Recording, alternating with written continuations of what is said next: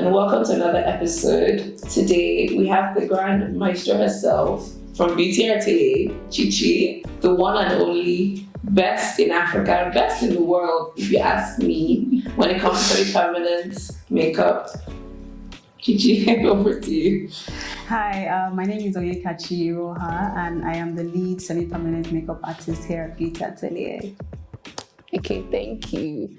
So, how did you get started with semi-permanent makeup? What got you into this business and this industry? Tell us, please. Okay, so I wouldn't say that I had any prior passion for beauty or anything. I didn't know how to draw, let alone even draw my eyebrows. I stumbled into this field when I went to have my daughter in 2014 in America. It's quite a long story, but I'm just going to sum it up. So that happened, and I tried to get a training. It didn't happen because of some reasons, and then we decided to do the training, and I started to consider the options of franchising. Okay. That cost was too high, and I decided, okay, I will try to grow the business organically. Okay. And here we are now. We're almost 10 years. We do semi-permanent eyelashes, eyebrows, semi-permanent eyeliner, lip blush, basically lip neutralization. Yes. And recently we have expanded our services to paramedical tattooing. Yeah, so basically we create areolas for people who have had mastectomies. Really? Yes, and for people who are very cool. Well done. Okay, for people who are vain, we can lighten areolas. What? Yes. So like concealer, kind of. Make it pinkish. Ooh, okay. Yes. Okay. Then we also do scar camouflage for people who have had scars from burns, surgeries, CS scarring, stretch marks, and all of that. So more of like the as against the scar tissue itself. Okay. Yeah, so lightening up scars. Okay. So it will, because for example, when you have a scar, because of we're African, it will hyperpigment. Yes. So that hyperpigmentation we can lighten. So sort of like a concealer that cannot be washed off. Okay. Yes, that's what it is. And that's very cool. So do you do concealer for like your face? Could I do it, on my face? So years back, I did something called glass skin, a training in Korea. But I realized that ethically it wasn't great because it contains some titanium oxide that when you put into the skin, it would cause other skin conditions. Okay. So we did not do that. But yes, in Korea, Okay. So you weighed the cost and saw that it wasn't, you wanted to dabble in. That's cool. That's cool. Okay, so you just kind of stumbled into the business. You said that was like God's way of giving you a little present. It's funny you said that because when I did my eyebrows with you, sorry, this is like, a little thing. I felt that you were very detailed in the design, like drawing my eyebrows. And I actually thought, like, are you a makeup artist in another life? Because usually I expect people that do eyebrows just to not really care, just, natural. But you combine the natural elements with I guess what you knew maybe I would want in terms of the beauty or the makeup style of things. So because you don't have that background, what did you have to do to acquire these skills? So I had to take on trainings. Okay. I've done trainings in the UK, in the US, in Korea.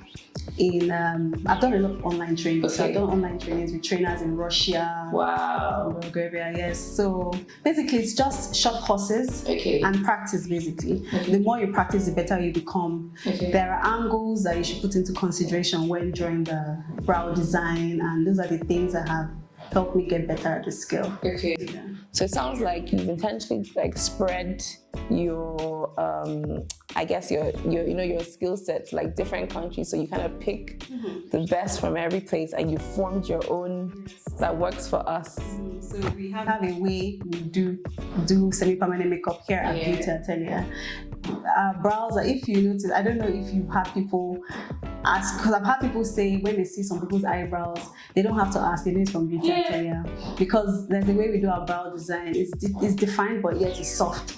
Because we want natural enhancements.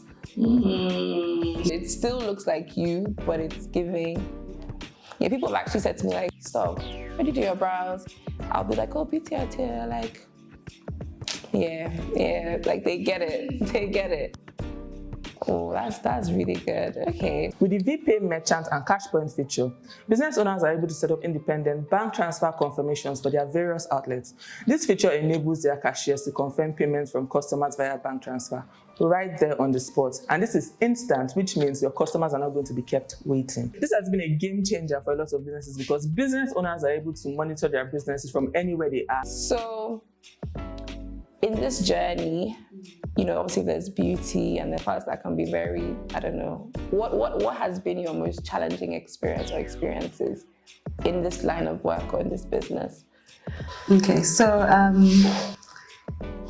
as an entrepreneur, I'll talk about, because there are like two parts. In Nigeria as well. Nigeria, yes. So we have the toughest part of it, which is the rise of FX, right? Because it's not rise and fall, it's rise of FX. We have the parts that have to do with the running costs. For example, diesels now.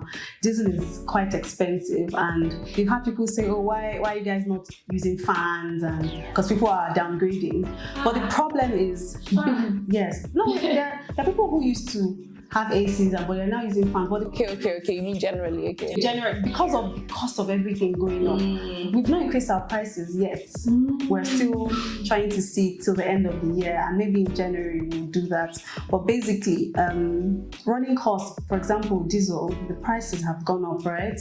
And the reason why we cannot make some changes, because we've also considered doing solar panels, but the problem is, the people who we have spoken to have said we can't have them carry more than 4 ACs. So it doesn't now. It can't work for us because it would affect our results. Now, in terms of eyelash extensions, the room has to be a certain humidity for the adhesive to form a bond. If it's below that, then that wouldn't happen. And now, it will cause a ripple effect because clients will always come back with complaints. So we have to shoulder so many costs. And for your quality control, you can't even afford to make some cuts. It's not something you can even afford to do at all. Then we have the parts of client staff retention, right? So we have clients who are adamant on a particular artist doing a service, right?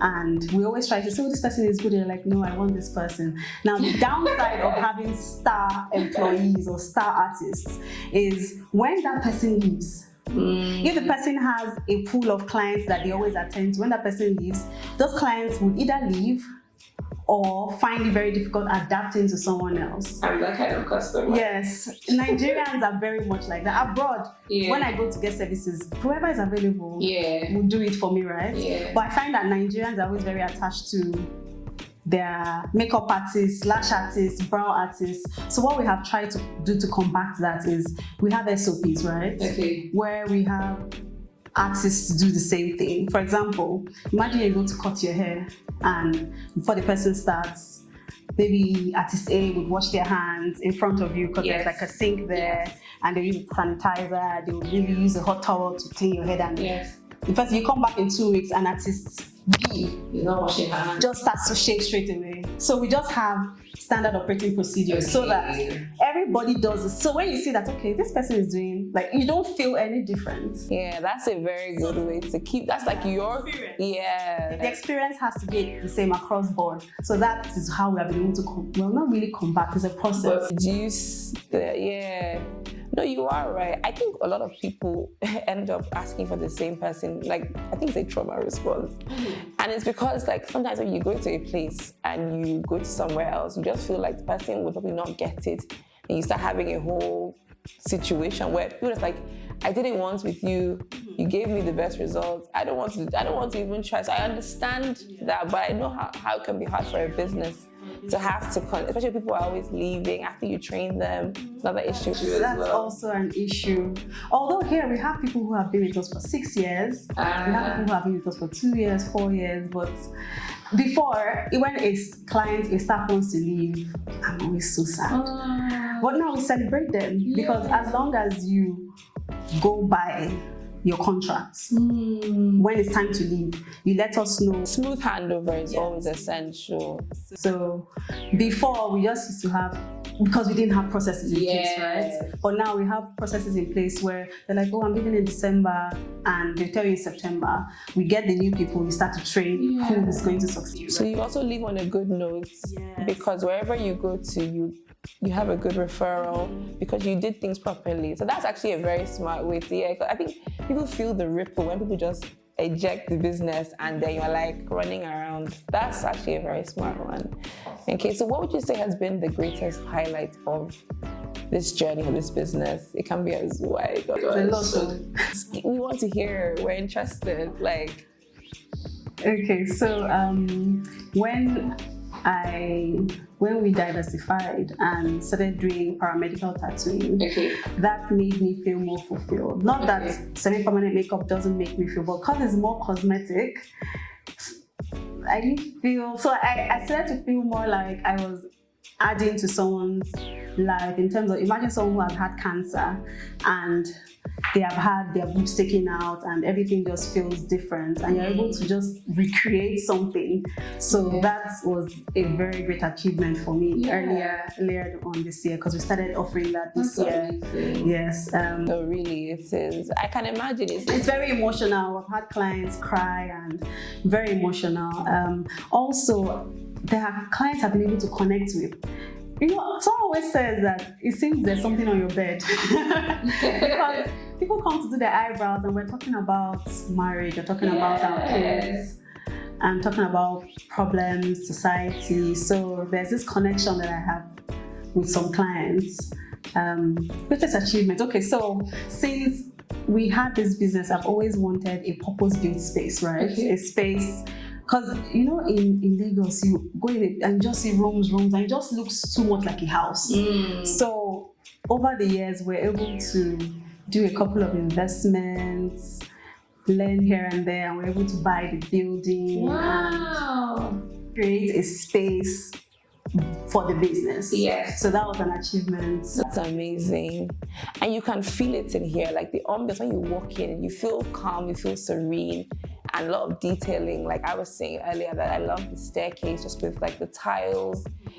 It tells me that you put a lot of effort. You didn't just rush and just say, okay, let's start going back in. You know, you really took your time, and you can feel. I feel like I'm very relaxed. The ambience is very relaxing. So whether I'm doing lashes or I'm doing my eyebrows or whatever, I feel calm. And then you as a person as well. You know, in Lagos, this thing, people come into a space and everybody's face is just like, okay. And I think it's funny because you always feel the difference when people aren't like that. So you don't even realize when people are like that. But when someone isn't that way, it's very obvious. So it always stands out. And I think it's like you said, the relationships will form because you're pleasant, you're warm, and people gravitate towards that. So yeah. So where do you see this business in 5 years? Or what are the next steps for you in your business? Well, we see ourselves opening branches in West Africa. Okay. Right now, I don't know if I should spill yet, but we're opening. Please spill. No.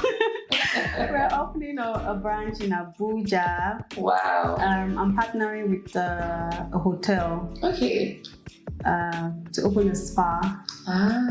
So we're branching out into other things as well. We're expanding our service into laser hair removal as well. And very necessary. Yeah. So yeah, it's basically expansions and collaborations are the things we're working on within the next year and 3 years. Okay. Yeah. So why did you choose the route of collaborating and partnership to expand? Because some people obviously, I guess, you know, you're obviously a tycoon in your own industry and business, but you could just decide to say, I want to do it by myself, as per, I don't share with anybody. But what made you consider working with others? Because I think something that people usually think about, like, it's, you know, it's an interesting one. So why I thought of collaboration? Firstly, the brand that reached out to me, our visions and values align. Those are the things you look at before collaboration, right? Our visions align, our values align, and we're also in the same beauty space, right? And also it will reduce costs of so many things. We can share costs, reduce costs of running costs, in terms of maintenance, in terms of also I feel like, so since I started the business, I've always felt like I wish I had a partner, right? Someone to always bounce off things. Although I have people who I can do that with, but if we are in the business together, it's easier when we can bounce off things off each other. Yeah, so it was great when the brand reached out and asked if I would like to collaborate and expand across West Africa with them. So that's amazing. Well done. That's really, really great. That's actually a huge one. Well done. Yeah, because I feel like everybody deserves to get the Beauty Atelier touch when it comes to brows. Whether you're there or not, it represents you and your business. So yeah, the more the merrier. Yeah, just at the cost of expansion right now. Also, that's another reason why I embrace collaboration. Because when you look at the going rate for rent in places, is off the roof. So you're able to do more when you collaborate than just, you're kind of limited with just yourself. You can only do so much. With other people, you guys can take it further and make more of an impact. And also we can feed off each other's clients, right? So when the client comes, because they are also well established. So once the client comes to them, they can come to us. Yes. So. Okay, so what is your take, or how did you feel? Because you actually, or Beauty Atelier as it is, was the first business in Lagos, Nigeria, to come with semi-permanent eyebrows. And, I know that, getting into, like you said, you had to do a lot of trainings, a lot of research, I'm sure, to get your market, or just to be able to engage in the beginning would have been a long process.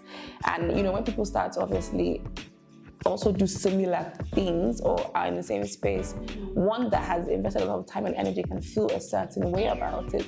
So how have you embraced, because obviously there are a lot of options out there, even though to me, you are the grand maestro of all of it, but there are other options, other people that are doing it. And, what's your take on scenarios like that? People obviously sometimes feel a little bit uncomfortable when this happens to them.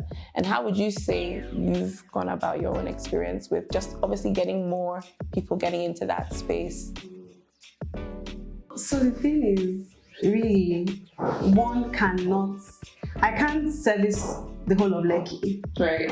Yeah. Right. We can't service the whole of Lekki, right? So, because even here we do trainings, we offer training, we have a training academy. So I wouldn't say per se that I feel any sort of way. What I would say that makes me feel a sort of type of way is when I see people carrying out treatments and they're not following best practice or the best process. For example, you see people working on, because they post on Instagram, right? Sure. See people working on their clients without bed rolls, and you hear that people are sterilizing needles. Needles are one use. So I have no issues with people coming into the industry, because really we sell products to other artists, because those are the ones that will patronize us, right? We have training academies where we always do refresher trainings for people.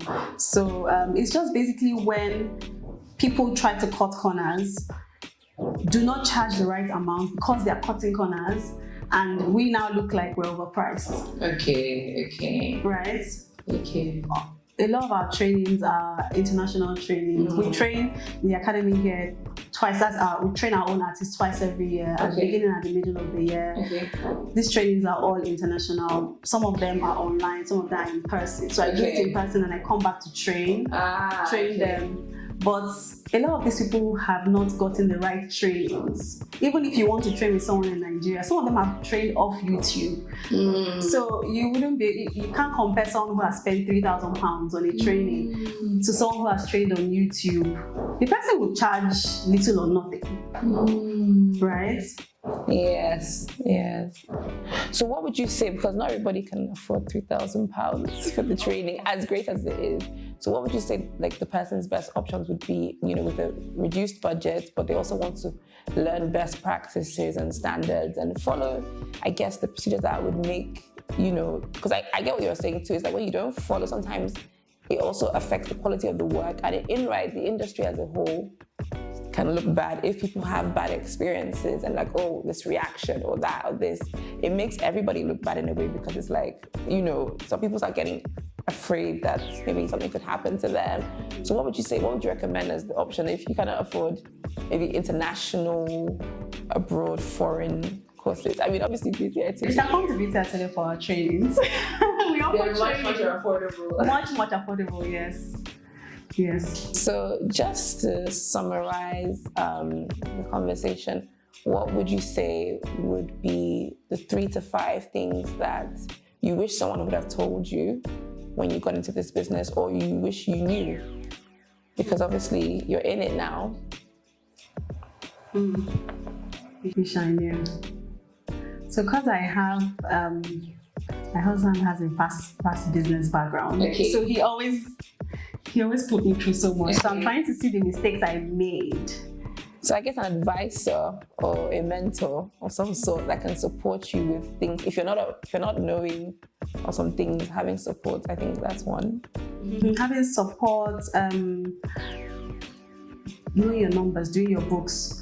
I've heard of people who do not do their accounting or anything. Yes, you just price your services at any amount. You don't look at, okay, what have we made this month?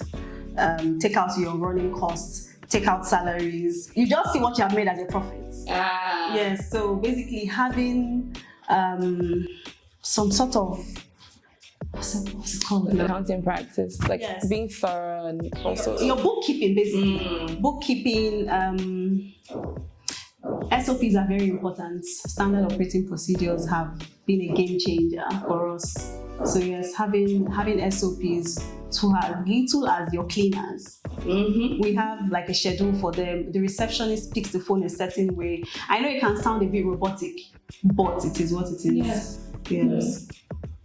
Yeah, those are the 3 things: SOPs, bookkeeping, trainings. People I've noticed do not invest in trainings in Nigeria. They think training is one-off. I feel like training is lifelong. We're always doing one form of training or the other. That's what has kept us in the game. You always have to keep doing new training, refresher courses, introducing new things, or like I said, we're bringing on new things all the time. Yes. Because as the market becomes more saturated, you have to be a step ahead every time.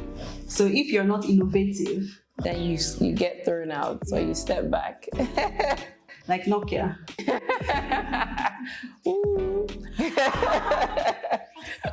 No, it's allowed in this space. We're all friends here. Oh my gosh, this is such an amazing conversation, Chichi. I'm so happy that you agreed to have this conversation with us. We've been so blessed by it. I've learned a lot.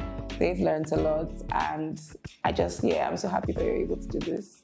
So I'm happy you reached out to me to have, I was like, no, we definitely have to have you on board because you're amazing at what you're doing. You're an amazing person. So thanks once again. Thank you so much. Thank you. Okay, bye.